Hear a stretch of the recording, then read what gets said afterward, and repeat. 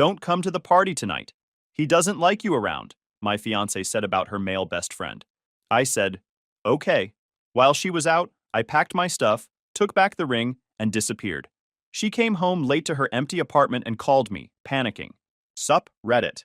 I just realized I never told you guys how my engagement ended. Everything was good until her male best friend started hanging around. Then she showed me exactly what her priority was. And I decided nope. I'm out. What followed? Absolute shit show. Grab some popcorn. Name's Nate, 26 male. Logistics coordinator for a regional shipping company. It pays well and I'm good at it. Worked my way up from answering phones to running operations for the entire Western region. No college degree, just 4 years of showing up and figuring things out. Last year, I saved the company 200 grand by catching a routing error that would have sent an entire fleet of trucks through a closed mountain pass. Got a bonus and a handshake from the VP. That's the kind of work I do. For 2 years, I was with Madeline. Met her at a friend's birthday party. She was working the room like she owned it. I was near the snack table watching a basketball game because I'm that guy at parties. She walked over, asked what the score was, and somehow we ended up talking for 3 hours. She was beautiful, ambitious, had this energy that made you want to be around her. I proposed after 18 months. She had a one-bedroom apartment in the city, 20 minutes from my job compared to the 90-minute commute from my old place. When she suggested I move in until we found a bigger place after the wedding, it made sense. The arrangement was simple. Her apartment, $1,200 a month. I paid $700, she covered $5. I handled utilities, groceries, and most dates because her income as a social media coordinator was all over the place. I was basically financing her lifestyle while sleeping in her apartment. But that's what you do when you're engaged. You invest in the team. What I didn't account for was Preston. Preston was Madeline's college friend. According to her, he was like a brother. According to me, he was a leech with good hair. 27, technically unemployed, called himself a creative strategist, which meant he took photos sometimes, made Pinterest boards, and talked about personal branding. He came from old money, the kind where wealth is inherited, work is optional, and acting entitled is just how you're raised. Drove a vintage BMW, wore expensive clothes, had this permanent look on his face like he was slightly amused by everything, like the world existed for his entertainment. I tried to like him, shook his hand, asked about his projects, made effort. But Preston looked at me like I wasn't worth noticing. Not hostile, just dismissive.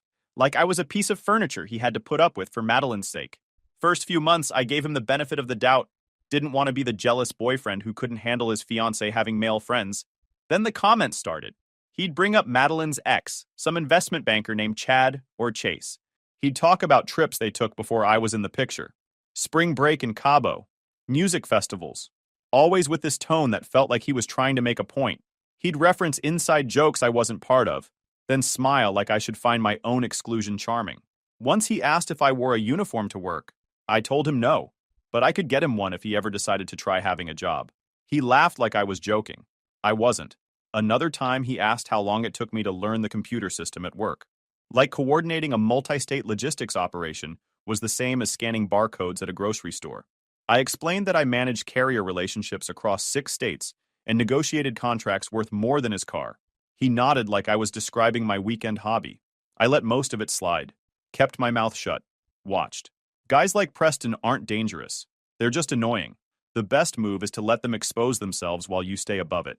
At least, that's what I kept telling myself. The night everything shifted started like any other Tuesday. I'd worked a 10-hour day coordinating a shipment reroute after a truck broke down outside Reno with $40,000 worth of electronics sitting in the trailer. My supervisor was breathing down my neck. The client was calling every 30 minutes for updates, and I'd skipped lunch because there wasn't time. I'd solved it, though. Found a backup carrier, negotiated an emergency rate, got the shipment moving again by 4 p.m. The client sent a thank you email to my boss. My boss forwarded it to me with nice work at the top. By the time I got home at 8:30, I wanted food, silence, and maybe a game on TV. Instead, I walked into the kitchen to find Madeline and Preston eating my ramen. Not the cheap instant stuff, the imported kind I'd found online. $15 a pack. Madeline barely looked up when I walked in. She was laughing at something Preston had said. Preston was sitting in my usual seat, the one facing the TV. I grabbed a glass of water and leaned against the counter. "That's my ramen," I said, just stating a fact. Preston slurped a noodle with way too much enthusiasm. "Madeline said you wouldn't mind. Sharing is caring, right?" Sharing means someone asks first. He laughed. Chill out, bro, it's just noodles. You can order more. I can, but I shouldn't have to. Nate. Madeline's voice had that tone. The one that meant I was being the problem. Preston just got back from a really draining photo shoot. He needed something comforting. A photo shoot, I repeated. For what? Preston waved his hand like the question was beneath him. Personal project. Exploring themes of urban isolation through candid street photography. You probably wouldn't get it. It's more of a creative thing. Right, he smirked. I thought about the 18 calls I'd made that day. The carrier I'd sweet-talked into an emergency pickup. The client I'd calmed down with a tracking update and a promise. The disaster I'd prevented because I knew the backup routes by heart. All of it invisible to people like Preston. Nobody said anything for a solid 10 seconds. Enjoy the noodles, I said, and walked to the bedroom. Behind me, I heard him mutter something about me needing to loosen up. Madeline made a sound of agreement, not backing him up completely, but not defending me either. Just said she'd rather keep things smooth than have my back. That was strike one. Strike two came a week later when I came home to find him wearing my jacket. My nice jacket. The leather one I'd bought with my first big bonus at work. He wasn't borrowing it. He was wearing it, like it was his. When I asked about it, Madeline said he'd gotten cold and it was just hanging by the door. When I told him to take it off, he looked at me. It's just a jacket, dude. I'll give it back.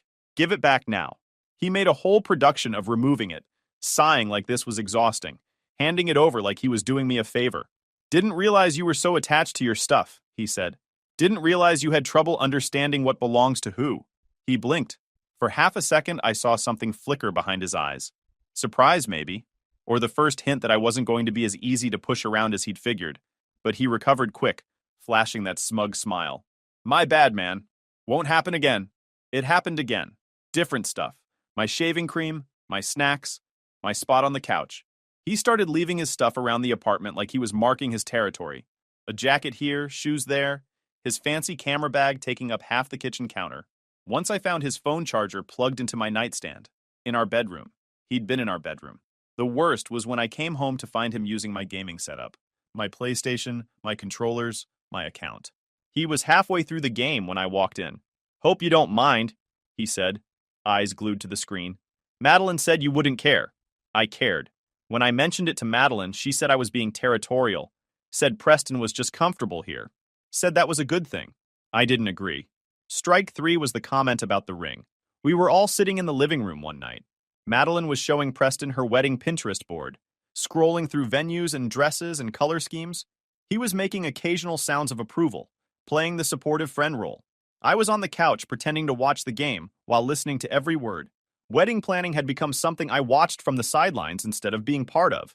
Then she showed him a photo of her engagement ring, the one I'd spent 4 months saving for, the one I'd picked out myself after researching cuts and clarity and all that stuff that I'd never cared about until I cared about her. $3,000. Overtime shifts, skipped vacations. Is that what he got you? Preston asked, zooming in on the photo. Yeah.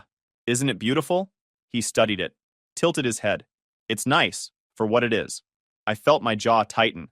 What's that supposed to mean? Nothing, man. It's just... He glanced at Madeline. Remember Cameron's ring? The one from Tiffany's? That thing was like 2 carats. Absolute rock. Cameron was different, she said. But she didn't say my ring was better. She didn't defend it. I stood up, walked to the kitchen, poured myself some water. When I came back, they'd moved on to discussing venues. But something had changed. I could feel it. For the next 2 months, I watched my relationship fall apart from the inside. Madeline started spending more time with Preston, planning sessions for his creative projects that never seemed to turn into actual work. Gallery openings where they'd stand around drinking free sparkling water and talking about art they didn't understand. Networking events for industries neither of them actually worked in. The disrespect got bolder. She started comparing us out loud. If I mentioned a raise at work, she'd pivot to something Preston said about passive income. If I suggested a weekend trip, she'd say Preston thought staycations were more authentic. My name became a transition word to get to him. Once I overheard her on the phone with her sister, describing me as stable but boring. She laughed when she said it, like it was a joke, like the guy paying most of her bills was punchline material. One night, I came home with groceries to make her favorite meal. Found a post-it on the counter saying she'd gone to some pop-up event. No text, no heads up, just a note like I was a roommate she barely put up with. Half the time, she'd forget to mention these outings until she was already heading for the door. I'd come home expecting dinner together and find a text saying she'd be back late. Sometimes there'd be an apology, sometimes there wouldn't. The engagement ring started staying in her jewelry box more often than on her finger. She said it was because she didn't want to damage it. I noticed she never forgot to wear it when her parents visited. Meanwhile, I kept paying my share of the rent, kept covering utilities, kept showing up like nothing was wrong because I kept hoping she'd snap out of it. She didn't. The night of the roast happened in late October. Preston was over, again, and they were planning his Halloween costume for some exclusive party a friend of his was throwing. Beckham something. Old money kid with a warehouse loft and more trust fund than taste. You should come, Madeline said to Preston. It's going to be incredible. Beckham rented out an entire warehouse space. Obviously, I'm coming. I helped design the aesthetic for the whole event. He turned to look at me with that smile, the one that never quite reached his eyes. You should come too, Nate. If you can get off work, I can get off work. Really? He raised an eyebrow. I figured logistics guys worked around the clock. All those packages just tracking themselves, right? Something in me snapped. Actually, I said, setting down my soda, let me break something down for you, Preston. Since you've never had a real job, I get that the concept might be confusing. Madeline's head snapped toward me. Nate, my job involves moving physical goods across an entire country. I negotiate rates, solve problems in real time, and work 10-hour days so people like you can order vintage cameras online and have them show up at your door like magic. Meanwhile, you take pictures of streets and call it art. You spend family money and call it a lifestyle. Preston's smile flickered. I wasn't trying to... You've been in this apartment 30 times, eaten my food, worn my clothes, and not once shown even a little respect. You talk down to me like I'm some robot, because I actually work instead of coasting on money you didn't earn. The room went dead quiet. Here's the difference between us. Everything I have, I earned. The ring on Madeline's finger? 4 months of overtime. The jacket you tried to steal? A Christmas bonus. My car? Used, but paid off. His face was cycling through colors like he was having a small breakdown. You're 27 years old, and your greatest achievement is having Instagram followers. I might be a logistics guy who drives a regular car, but at least I'm not some leech with an inflated ego. He stood up so fast. Yeah, I'm done with this. Good. Door's right there. He grabbed his jacket, looked at Madeline like he expected her to stop him. She didn't. Madeline, text me when your fiancé learns how to act like a normal person. The door slammed hard enough to shake the pictures on the wall. Madeline turned on me, her face red with anger. What is wrong with you? He's my friend. You had no right to talk to him like that. He's been disrespecting me for months. In this apartment. Eating food I paid for. Wearing clothes I own. Making comments about the ring I bought you. Those were jokes. You're being way too sensitive about this. I'm being honest. This is my apartment, Nate. You moved in with me. You don't get to kick out my guests. And I've been paying most of the bills since day one. $700 for rent, utilities, groceries, dates. Does that count for anything? Or am I just your ATM? She opened her mouth, closed it. Maybe you should find somewhere else to stay tonight. I looked at her. Maybe I should. I grabbed my jacket and my keys and walked out. I ended up at Milo's place that night. Milo had been my best friend since high school. Network admin, lived alone, had a gaming setup that took up half his apartment, and absolutely no filter. The kind of friend who helps you move on 2 hours' notice and roasts you the entire time. When I showed up at his door at 11 p.m. with a duffel bag, he didn't ask questions, just opened the door wider, pointed at the couch, and went to the kitchen. You want a drink or food first? He called out. Both. He came back with 2 bottles and a bag of chips. Sat down across from me like we were about to break down strategy for a video game instead of my imploding relationship. Madeline? How'd you guess? Because you look like someone told you your dog died, and you don't have a dog. So it's either work, family, or Madeline. And you'd still be at work if it was work, and you'd be on a plane if it was family. I let the silence stretch. She kicked me out. Milo whistled low. What went down? I told him everything. The ramen thing, the jacket theft, the ring comment that had been eating at me for months, the 2 months of slow deterioration, the roast I'd finally unleashed on Preston, Madeline's reaction. Milo listened without interrupting. When I finished, he was quiet for a second. Then he leaned back and nodded. So you finally told Trust Fund Boy what you thought of him, and Madeline picked his feelings over yours. Pretty much. Good. I looked up. Good? Yeah, good. Better you find out now than after you're married with a mortgage and a kid. She showed you who she is, bro. When it came down to choosing between defending you or keeping some unemployed trust fund leech happy, she picked the leech. That tells you everything. I was with her for 2 years, Milo. 2 years. And now you're not. Call it a lesson. He stood up, grabbed a blanket from the closet, and tossed it at me. Guest room's yours for as long as you need. We'll figure out the logistics tomorrow. Tonight, you sleep. The logistics, I repeated, half laughing despite everything. Seemed appropriate given your line of work. I didn't sleep much that night. But somewhere around 3 a.m., I realized the knot in my chest had loosened. Not gone, but different. Less anger, more relief. The next morning, Milo made breakfast. Eggs, toast, coffee. Didn't ask about my feelings. Just put food in front of me and turned on SportsCenter. We watched highlights in silence. Exactly what I needed. I stayed at Milo's for 6 weeks. Guest room with a bed and his old college posters on the walls. I insisted on covering groceries and utilities. He called it the friend discount. The first week, I just worked. Went through the motions, came home, ate, slept. Repeat. Milo didn't push me to talk. Didn't offer advice unless I asked. He just made sure there was food in the fridge, kept the PlayStation charged, and beat me at Madden every night until I started fighting back. That's when he knew I was getting better. There he is, he said when I finally won a game. Angry Nate is back. Madeline's loss. I'm not angry. Bro, you just ran up the score by 40 points.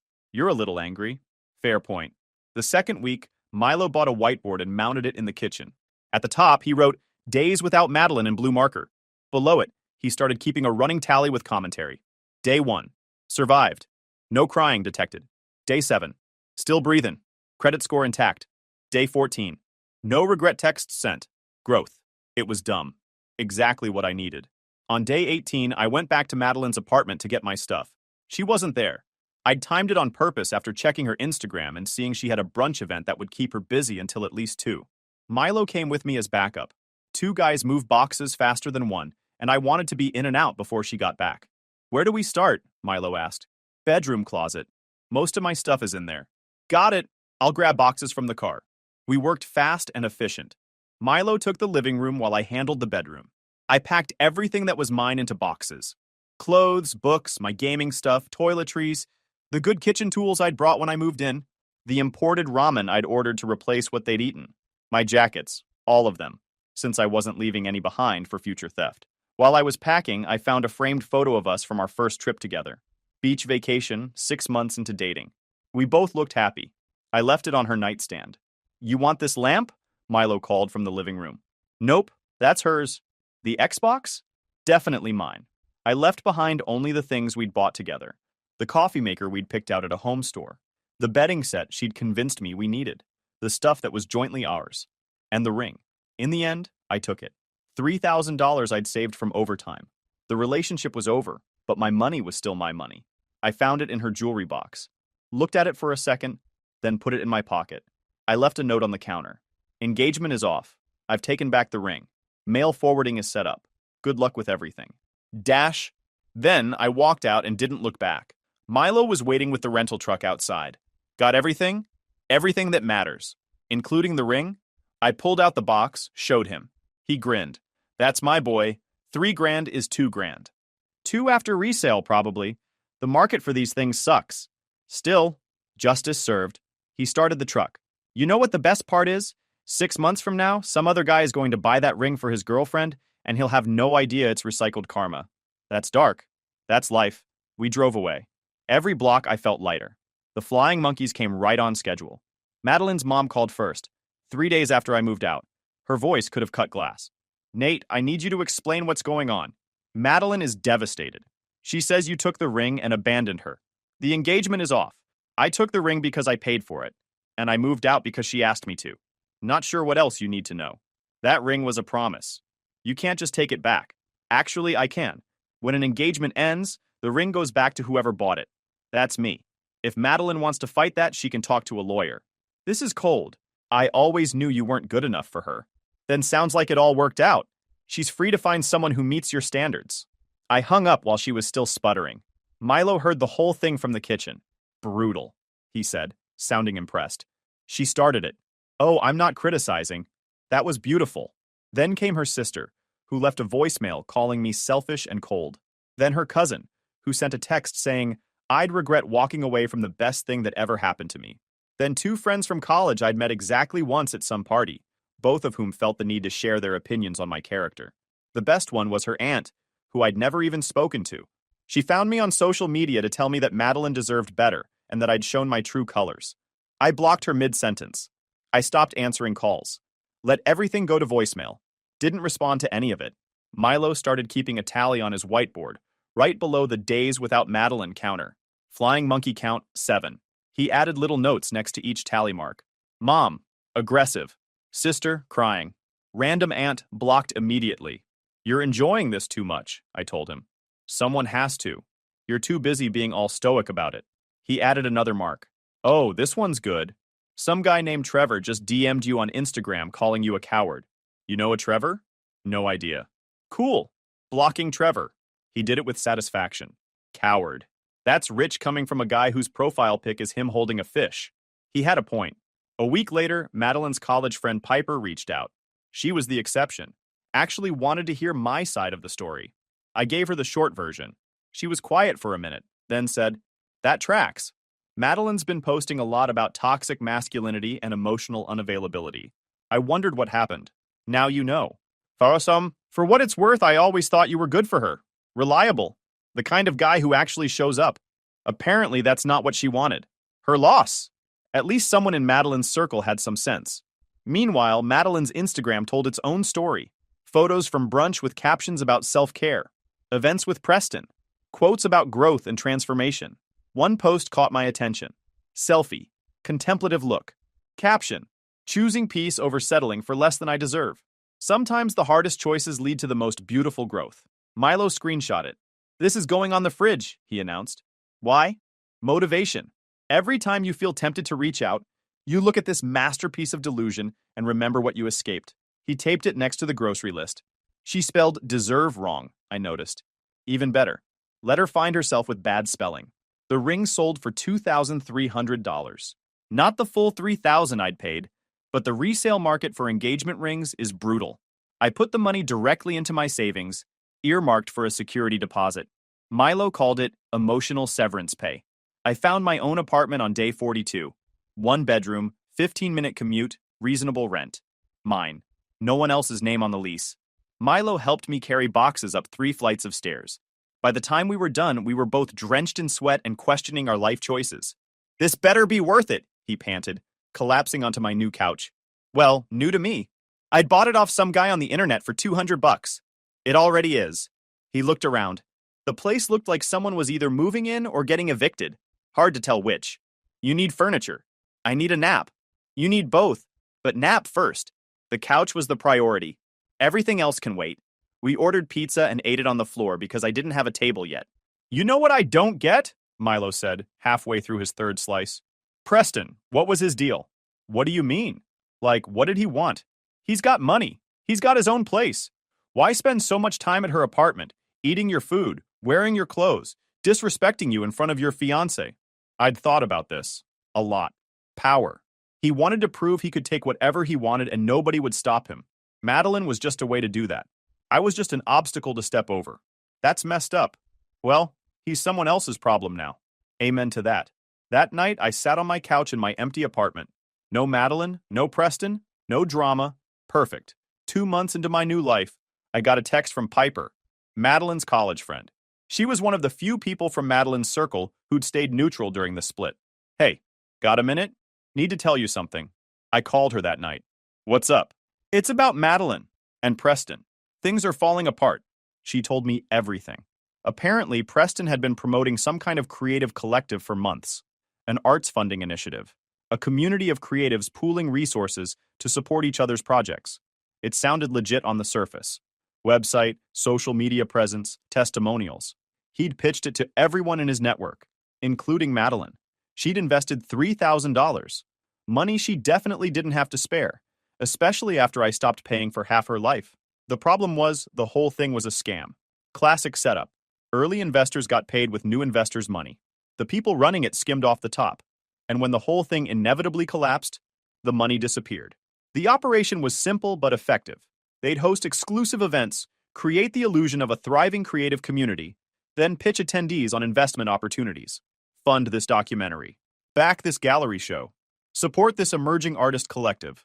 The money went into a black hole while the guys at the top lived large. Preston wasn't the mastermind. He was a recruiter. His job was to use his social connections, bring in marks who trusted him, and collect a cut on every investment. He probably didn't even know it was fraud at first, but by the time he figured it out, he was in too deep to back out. Or maybe he just didn't care. She's tried to reach him for weeks, Piper said. He blocked her everywhere. Won't return calls, won't answer texts. The website is gone. Everyone's just stuck holding the bag. How much did she lose? $3,000, plus whatever she spent going to events trying to look like she belonged. She's broke, Nate, actually broke. Moving back in with her mom. Why are you telling me this? Because she's been telling people you ruined her life. That if you hadn't left, none of this would have happened. I just thought you should know what's being said. I laughed. So she got scammed by the guy she chose over me and somehow that's my fault? Logic isn't really her thing right now. She's embarrassed and broke and looking for someone to blame. And Preston? Gone. Blocked everyone. Word is his family finally cut him off. Apparently there's only so many times you can embarrass old money before they stop writing checks. Thanks for the heads up. What are you going to do? Nothing. None of this is my problem anymore. I meant it. The first time I saw Preston after everything collapsed, I was grabbing coffee near my office. It was a regular Tuesday morning. I just closed a deal with a new carrier that was going to save the company 15% on Western routes.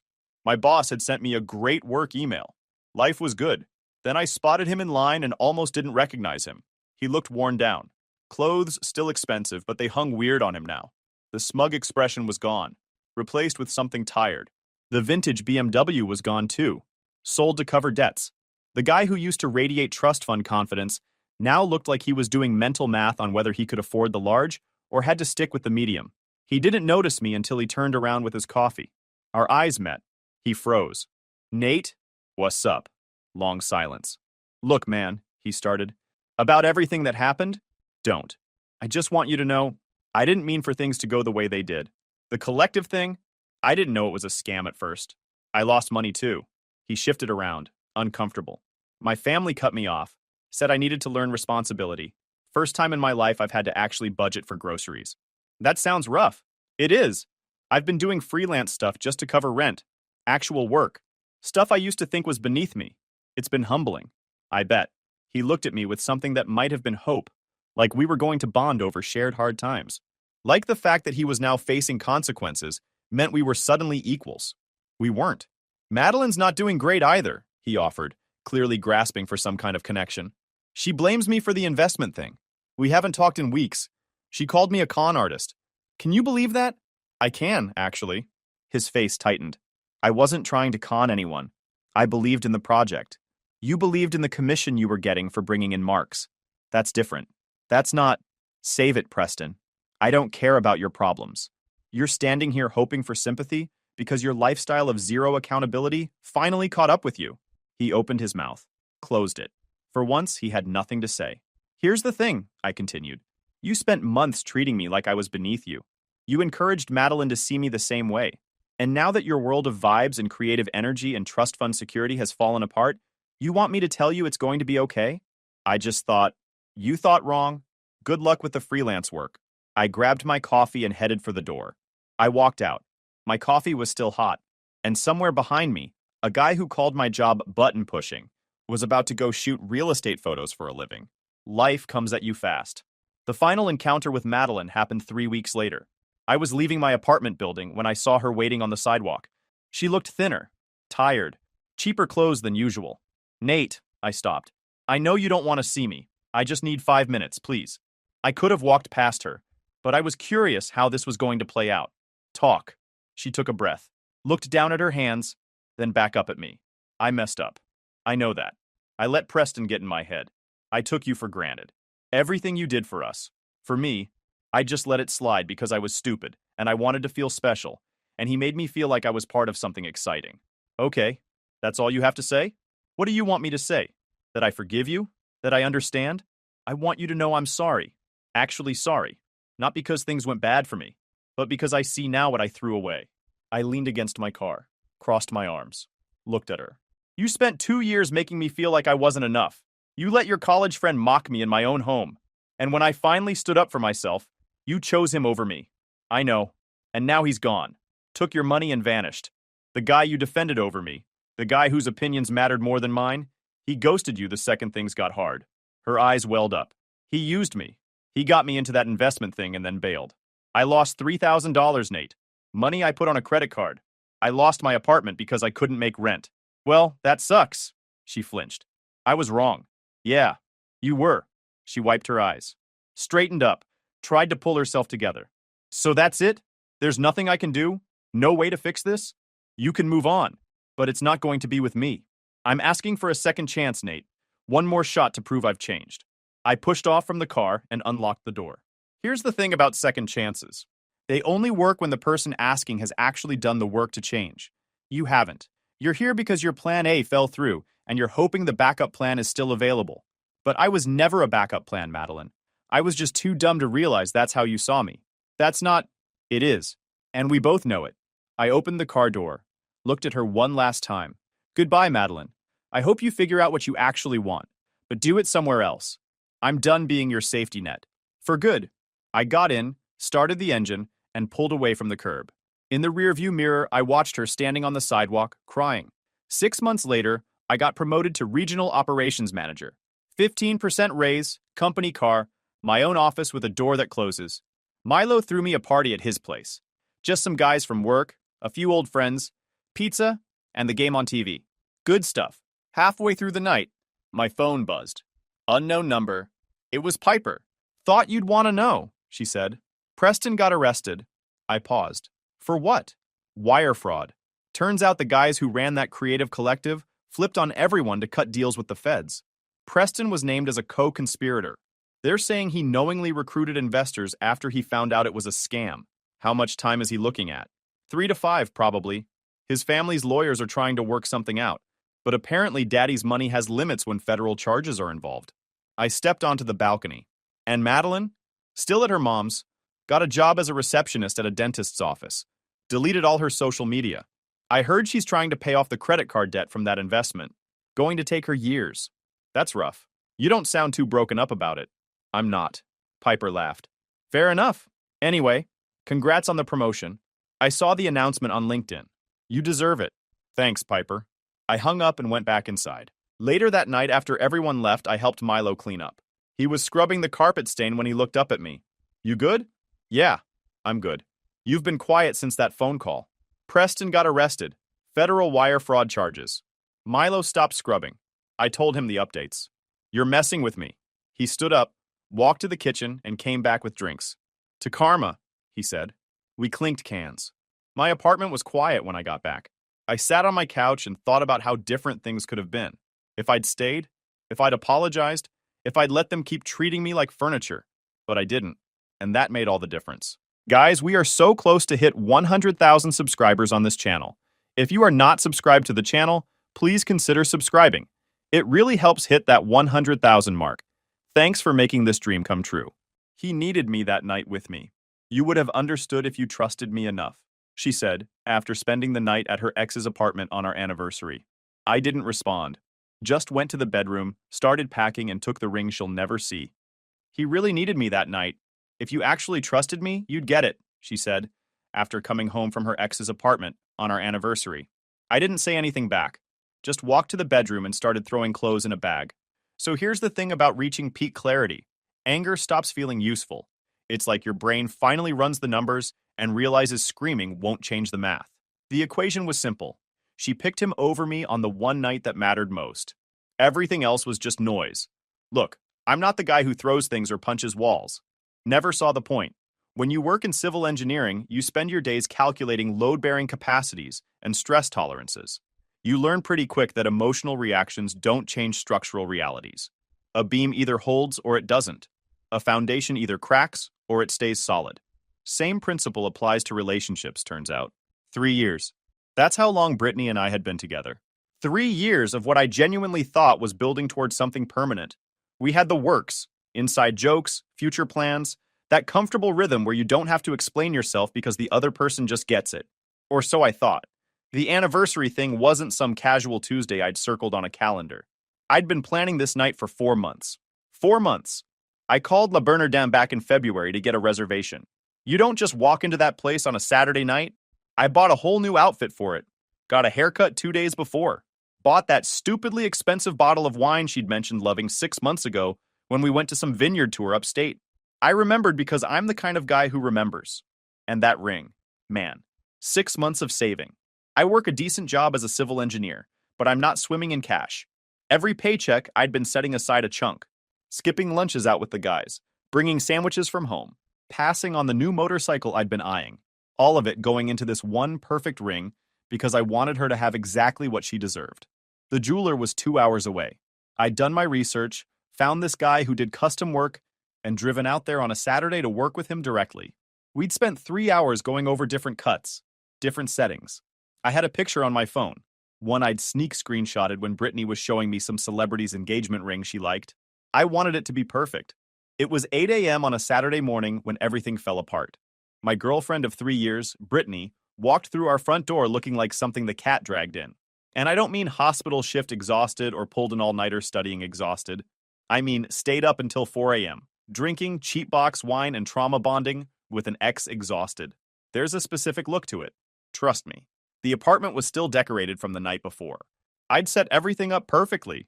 Candles on the table, the expensive kind that actually smell good, not that cheap vanilla garbage from the discount store. Fresh flowers in a vase. I'd even cleaned the whole place, which if you know me is saying something.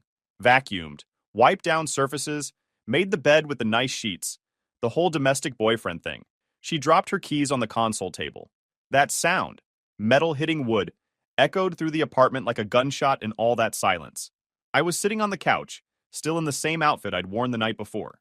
Navy button-down shirt, pressed slacks, the leather shoes I only break out for special occasions. I hadn't changed.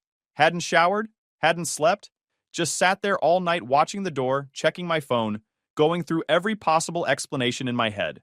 Started with the innocent ones. Car accident, phone died, some emergency at work, then moved to the less innocent. She forgot. She's with friends and lost track of time. She's avoiding me for some reason. Then finally landed on the truth my gut had known since hour 3 of waiting. She's with him. Oh, you're up, she said, kicking off her boots by the door. She didn't even look guilty yet, just annoyed that I was awake.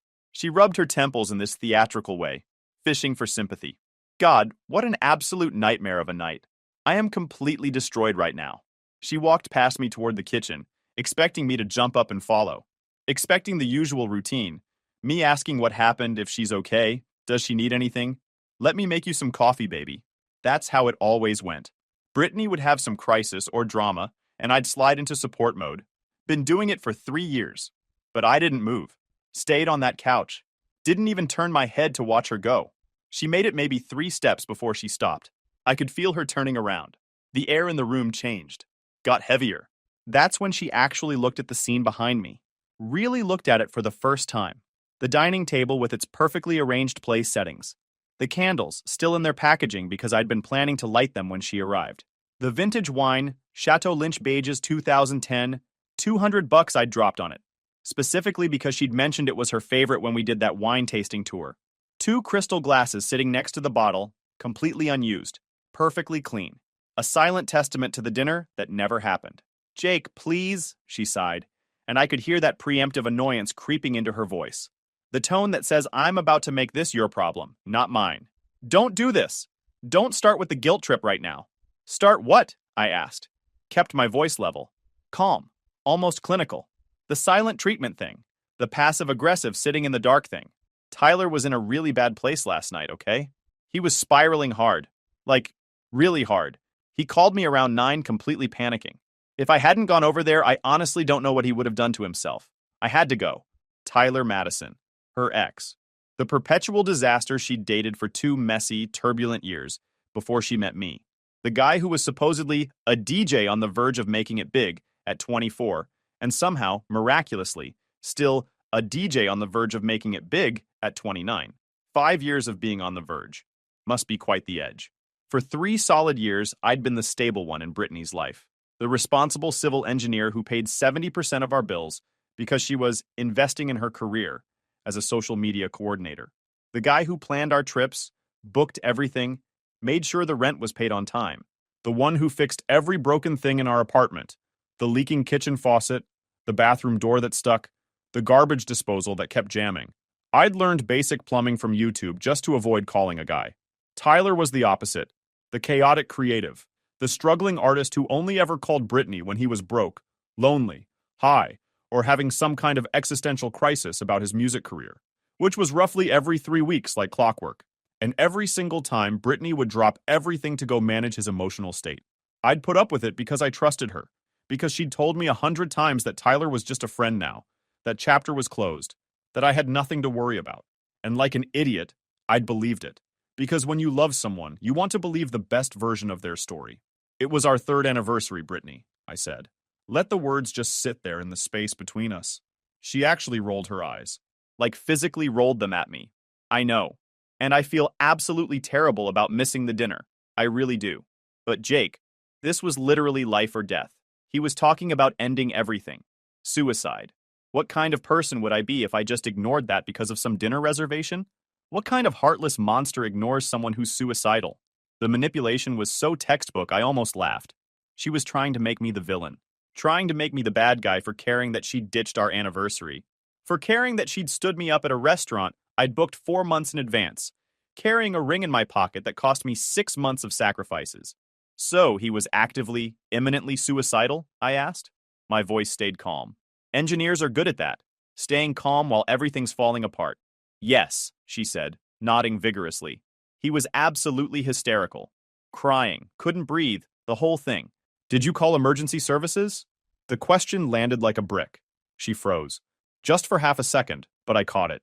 What? She said. If he was an immediate, active threat to himself, the appropriate response is to call professionals. Crisis intervention teams. People who are actually trained for suicide prevention. Did you call them? Did you call anyone qualified to handle that situation? Her face shifted. The annoyance was cracking, guilt seeping through. No, Jake, I didn't call the police on him. That's not... He just needed someone there to talk to. Someone who knows him. He needed to not feel alone. Right, I said. So you decided you, specifically, were the only person in his entire life who could prevent him from self-harm. Not a trained professional, not a crisis hotline, not even his family. Just you. You're twisting this, she snapped. I stood up from the couch, started walking toward her slowly. As I got closer, the smell hit me. It was specific, detailed. The kind of smell that tells a whole story if you're paying attention. It wasn't the antiseptic smell of a hospital waiting room. Wasn't the sterile cleanliness of an emergency room or a crisis center. It was stale smoke from those fruit-flavored disposable vapes Tyler was constantly puffing on. The sour, yeasty smell of spilled beer. And underneath everything else, cutting through it all, was that aggressive, musky cologne he always wore. I think the brand was Santal 33 or something equally pretentious.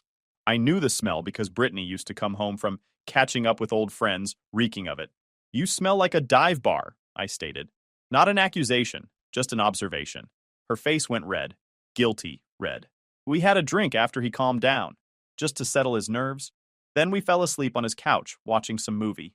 Nothing happened, Jake. You missed our anniversary dinner to get tipsy with your ex-boyfriend because he felt lonely. He needed me, she shouted, voice cracking. God, you're so insecure about this. You can't handle that I care about other people. If you actually trusted me instead of being jealous all the time, you'd understand. That sentence right there, that killed it. If you actually trusted me, you'd understand. I looked at her. Really looked. Saw the smeared eyeliner she'd tried to wash off in his bathroom. Saw the defensive way she was standing, arms crossed, chin up. She wasn't sorry. Not even a little. She felt entitled to my patience, entitled to my stability, while she got her emotional fix from the disaster of her past. She wanted to play therapist to a guy who refused to grow up, and she wanted me to foot the bill for the apartment she came home to. I didn't say another word, just turned around, walked past her, headed to the bedroom. Jake, where are you going? Are you seriously walking away from me right now? She followed, voice getting higher and louder. I pulled my suitcase down from the closet shelf, threw it on the bed, unzipped it. Oh my God! You've got to be kidding me! She laughed. This harsh, disbelieving sound. You're packing because I helped a friend? You're being so dramatic. I walked to the dresser, started pulling out clothes. Jake, stop! Talk to me. I opened the sock drawer. My fingers went to the back, under the heavy wool hiking socks, and touched the small box I'd hidden there. Navy blue velvet. Inside was a platinum band with a 1.5 carat solitaire diamond. 6 months of saving. A 2-hour drive to a specific jeweler to get the exact cut she'd mentioned once. I was going to propose over dessert last night. I turned around. Brittany was standing in the bedroom doorway, hands on her hips, ready to launch into another speech about my trust issues. Then she looked at my hand. Her mouth was open mid-sentence, but nothing came out. Her eyes went huge. Her whole face didn't just go pale. It went gray. Her hands dropped from her hips, hanging limp at her sides. All that arrogance drained right out of her face, replaced by this sudden horrible understanding. She stared at the box, then at the suitcase, then at me. "Jake," she whispered. The word barely made it out of her throat. Were you going to... I didn't answer. Didn't open the box to show her the ring she just lost. She didn't deserve to see it sparkle. I slipped the box into my pocket, turned back to the bed, and threw in 3 days of clothes, my laptop, toiletries. Zipped it shut. "No, no, no, no," she started stammering, stepping into the room. She reached for my arm. "Jake, wait! You were going to propose last night?" I moved past her reach, grabbed the suitcase handle. "Jake, please stop. Let's talk about this." She blocked the doorway now. Tears were forming. Real tears this time. Not manipulation tears. Actual lost tears. If I had known, I never would have picked up the phone. I would have told Tyler to leave me alone. I swear. I stopped for exactly 1 second. Just long enough to look her dead in the eyes. "That's the thing, Brittany," I said quietly. "You shouldn't have needed a ring to know that." I moved past her. She tried grabbing the suitcase, her fingernails scraping the fabric, but I pulled it away. I walked down the hallway with her footsteps pounding behind me. "You can't just leave. We live together. Jake, I love you." I opened the front door. "Jake!" she screamed, a guttural sound that probably woke up half the building. I stepped out, closed the door gently behind me, listened to the lock click, walked down the stairs, got in my car, drove away. No radio, just silence. And honestly, I felt lighter than I had in years. The first 2 days after leaving were like a masterclass in modern digital harassment. I'd checked into this bland mid-range hotel about 20 minutes from our apartment, one of those generic chain places with beige walls and abstract art. Not glamorous, but it was quiet, clean, and most importantly, it wasn't there. I sat on that stiff hotel bed with scratchy sheets, watching my phone vibrate across the nightstand like a dying beetle. The screen would light up, buzz, light up again, over and over. Brittany, 12 missed calls by Sunday morning. Brittany, 14 text messages by noon. Brittany, 23 voicemails I didn't listen to. The texts followed this incredibly predictable pattern. The 5 stages of a narcissist losing their safety net. Phase 1 was denial and bargaining. This phase lasted from Saturday morning until Sunday afternoon. "Baby, please pick up. I can't breathe right now. You're scaring me. I'm throwing out all of Tyler's stuff right now. I'll send you pictures to prove it. Just come home and we can talk this through. We can fix this. We can get through anything. Couples go through rough patches all the time. We don't just throw away 3 years over one misunderstanding. I'll do anything to make this right. Please just tell me what you need me to do." Phase 2 was anger. Started Sunday evening, lasted through Monday morning. "You're being incredibly immature right now. So you're just going to abandon me after everything I did for you? After I supported you through your job stress? That's actual cowardice, Jake. You clearly never really loved me if you can just walk away this easily. You were probably just looking for an excuse to leave. I bet you've been wanting out for months." The job stress thing was rich. She supported me by complaining that I worked too much and didn't give her enough attention. Real supportive. Phase 3 was the flying monkeys.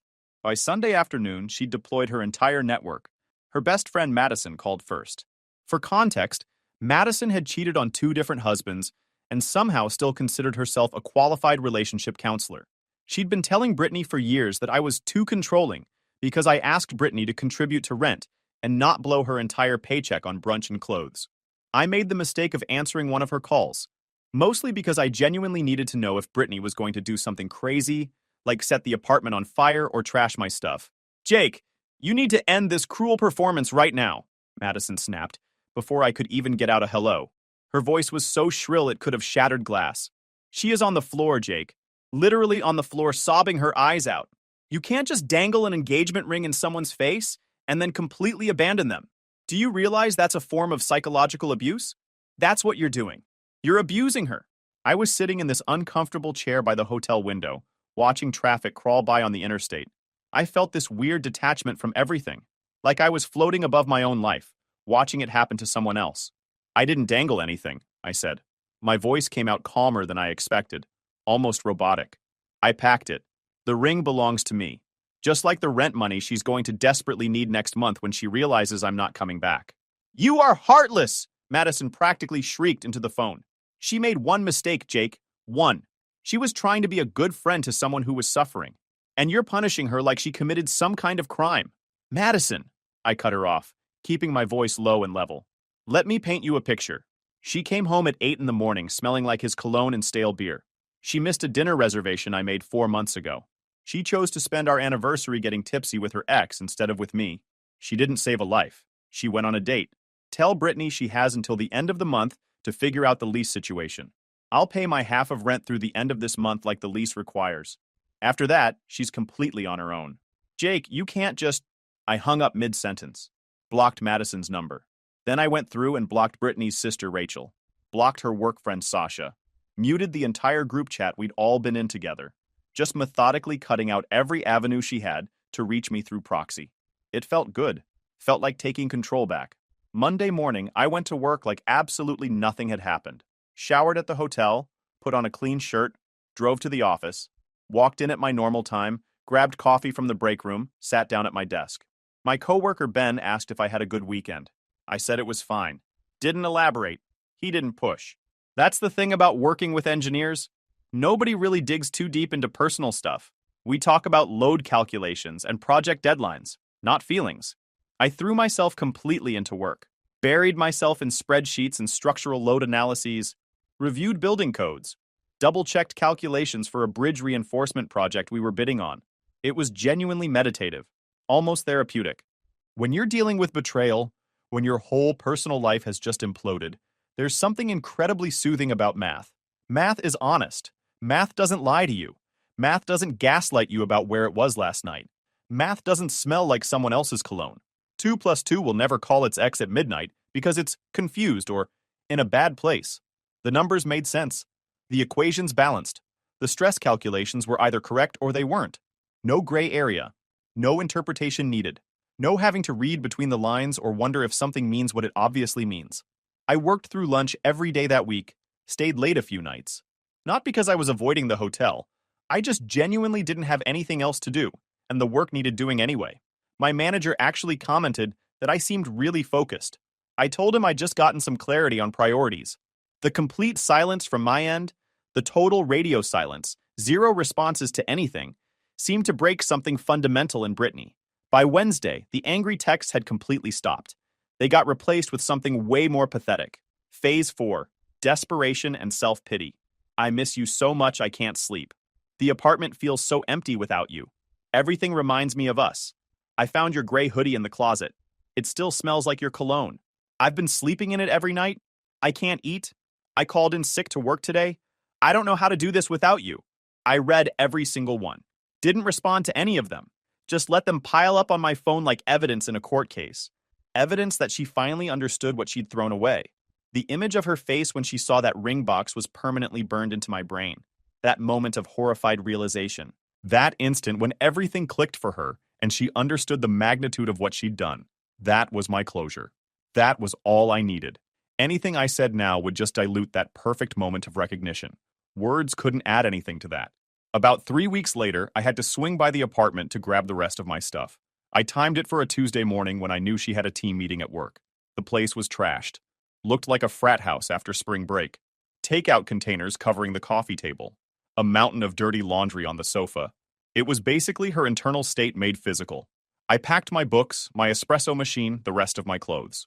As I was loading the last box into my car, my neighbor Mrs. Patterson walked by with her pug. Mrs. Patterson was basically the neighborhood surveillance system. Jake, she waved, shuffling over. I haven't seen you around. Is everything all right? Brittany's had quite a bit of company lately. I paused. I moved out, Mrs. Patterson. We broke up. She leaned in, conspiratorial. Oh, well, that young man with the loud muffler has been parking in your spot. Plays music at all hours. I was going to complain to the building manager, but I didn't want to cause problems. Tyler. Of course. It hadn't even been a month, and the parasite had already latched onto the new host. I felt a wave of nausea, followed immediately by relief. Not my problem anymore. Feel free to complain, Mrs. Patterson, I smiled. I'm off the lease as of the 1st. Not my spot anymore. Over the next few months, I heard the rest of the story through mutual acquaintances. Information still finds its way to you, even when you try to completely cut ties. Apparently, the second I was out of the picture, Brittany immediately tried to recreate what we had, except with Tyler. She tried to lean on him for the emotional and financial stability I'd been providing. She expected him to step up and transform from struggling DJ into responsible partner. She genuinely thought their connection had been stifled by my presence. Thought now they could finally flourish together. Reality hit her like a freight train. See, Tyler didn't want a girlfriend. He wanted a fan, someone to validate his artistic vision and tell him he was talented. He didn't want to split rent or build a future. He wanted a place to crash between gigs that didn't exist. Within the first month, he'd basically moved into my old spot, treated the apartment like his personal studio, set up his decks and speakers in what used to be our living room, played music until 3 a.m. on weeknights. By month 2, he'd borrowed $3,000 from Brittany for professional-grade equipment that would help him book better gigs. Gigs that never materialized. She paid for everything, covered rent, bought groceries, paid utilities. Tyler contributed nothing but dirty dishes and complaints. He started bringing his creative friends over at all hours. These weren't even friends. They were basically other struggling DJs and random people from clubs. They'd show up at midnight, drink everything in the fridge, crash on the couch, and leave the place trashed. Brittany's sanctuary, the apartment I'd kept clean and organized, turned into a flophouse. When she finally worked up the nerve to ask Tyler to contribute something, or at least clean up after himself and his friends, he hit her with the same exact lines he'd been using for years. "You're stifling my creativity, Brittany. You're being too uptight about this. Stop trying to control me. You're acting just like my mom. I need space to be myself." The irony was almost too perfect. She'd chosen his chaos over my stability, and now she was getting exactly what she'd asked for. The full Tyler experience, 24/7, with no stable boyfriend in the background to pay the bills while she played savior. I almost felt bad for her. Almost. Then I remembered the smell of his cologne on her at 8 a.m. on our anniversary morning. The final nail in that particular coffin came about 4 months after I left. I was out getting food with my buddy Chris, who'd somehow managed to stay neutral through the whole breakup and still followed both of us on social media. "Dude," Chris said halfway through our meal, sliding his phone across the table with this look on his face. "You need to see this." It was Brittany's social media story. Just text on a black background, small white font, the universal symbol of a very public, very dramatic meltdown. Funny how you can throw away the best thing that ever happened to you for someone who treats you like you're just an option when they're bored. Some lessons you learn too late. I'm sorry. I stared at it for a second. She dumped Tyler? Better, Chris said, and I could see he was trying not to smile. Tyler cheated on her. With a 19-year-old club promoter he met at some underground DJ night, Brittany came home early from work one day and found them together. "In your old bed." I laughed. Couldn't help it. Just this short, sharp bark of laughter that made the couple at the next table look over. I shook my head. "That's actually perfect." "Karma's real, man," Chris said, taking his phone back. "She's been asking about you, by the way," he added carefully, watching my reaction. "She knows I'm seeing you tonight. Asked if you're dating anyone. Asked if you ever mention her." I thought about Nicole, the woman I'd met at the rock climbing gym about a month ago. She was a pediatric nurse at Children's Hospital. Smart, funny, straightforward, had her life completely together. We'd been on 4 dates so far. Nothing rushed, no drama, no emotional games. Just 2 adults getting to know each other and seeing where it went. When Nicole had a rough shift at work, she didn't disappear for 12 hours and make me wonder if we were okay. She texted me about it. We'd order Thai food, watch something mindless, and she'd decompress by telling me about her day. No manipulation, no tests, just honest, direct communication. "Tell her I'm doing really well," I said to Chris. "Better than I've been in years. And tell her I sold the ring." Chris's eyebrows shot up. "You sold it? The engagement ring?" "Yep, sold it 3 weeks ago. What did you do with the money? Remember that vintage Ducati 996 I was always talking about? The one I'd been eyeing for like 5 years?" I signaled for the check. Brittany always said motorcycles were too dangerous. Said she'd never feel comfortable with me riding one. Wouldn't even discuss it. I pulled out my wallet. Well, turns out she was the dangerous one. The bike's great, by the way. Took it up the coast last weekend. Best decision I've made in years. I stood up, grabbed my jacket. Turns out, I added, she was the dangerous one. 6 months passed.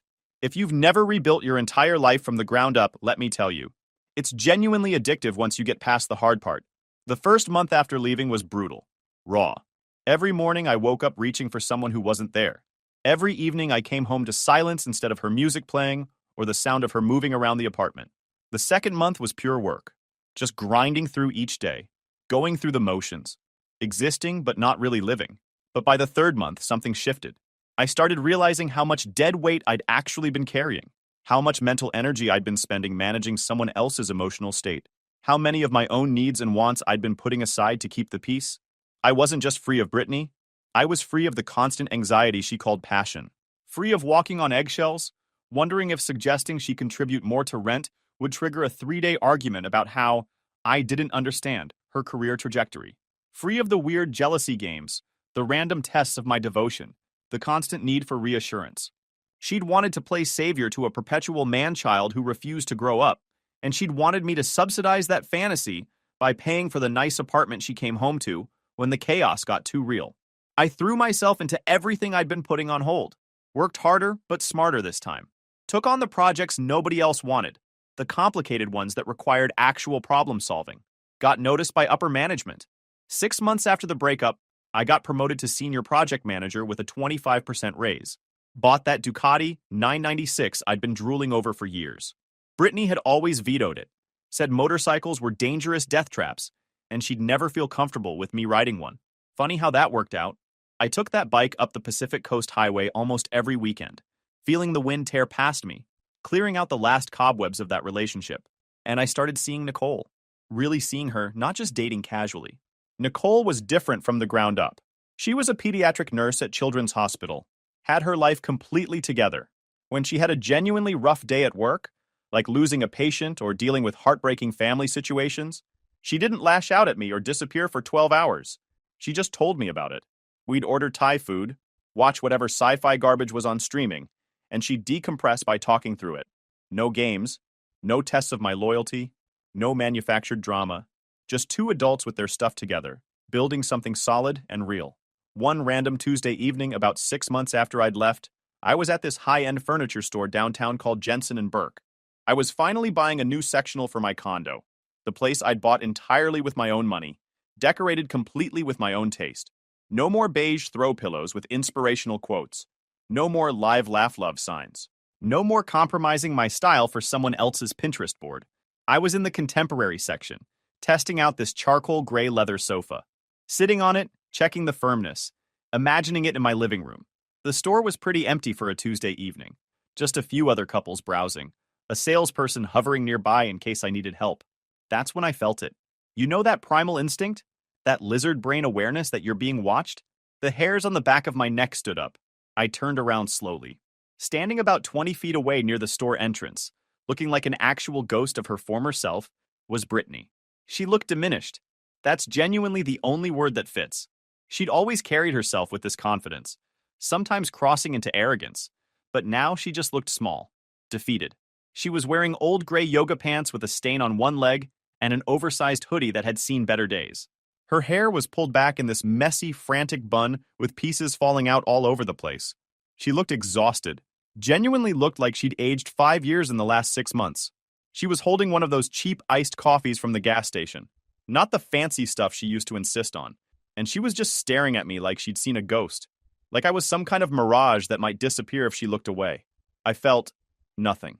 No spike of adrenaline, no anger, no sadness, no longing, just this flat, complete indifference, like seeing an acquaintance from a job I'd left years ago. She hesitated for a long moment, clearly debating whether to approach. Then she started walking over. Her walk was tentative, uncertain, missing that confident stride she used to have. The stride that said she knew she was the hottest person in any room. "Jake," she said when she got close. Her voice came out small, uncertain. "Brittany," I nodded politely, kept my voice neutral. "How are you?" She blinked a few times, clearly thrown completely off balance by my calm tone. She'd probably spent the whole walk over here preparing for anger, or maybe longing. Had probably hoped I'd been miserable without her. Didn't know what to do with this complete indifference. I'm okay," she lied. Her eyes darted over my outfit, the tailored charcoal jacket I was wearing, the nice leather boots, the watch Nicole had bought me for my birthday. Then her eyes moved to the expensive leather sofa I'd been sitting on, taking in the price tag visible on the arm. You look really good, really happy. I am, I said simply. Didn't elaborate. I really am. She bit her lower lip. That thing she used to do when she was nervous or wanted something. I could literally see the gears turning behind her eyes. Calculating, looking for an opening, trying to figure out her angle. I heard about your promotion, she said, attempting casual conversation. Chris told me. Congratulations. That's amazing. You always worked so hard. I always said you'd end up running that whole place someday. You actually said I worked too much and needed to learn how to relax and be spontaneous, I corrected her gently. My voice stayed even. But thanks anyway. She flinched like I'd slapped her. Jake, look. She shifted her weight, moved slightly closer. Can we talk? Just for 5 minutes. I know I don't deserve it, but I tried texting you and... I blocked you, Brittany, I said. Matter of fact, I know you did. And I absolutely deserved it. She took another step closer, fully invading my personal space now. The smell hit me. Stale coffee, unwashed hair, that desperate energy that comes off people who are barely holding it together. But I need to say this. I need you to know that I messed up. Big time. Tyler was such a massive, horrible mistake. I checked my watch. Not as some power move. I genuinely had dinner plans with Nicole in 45 minutes.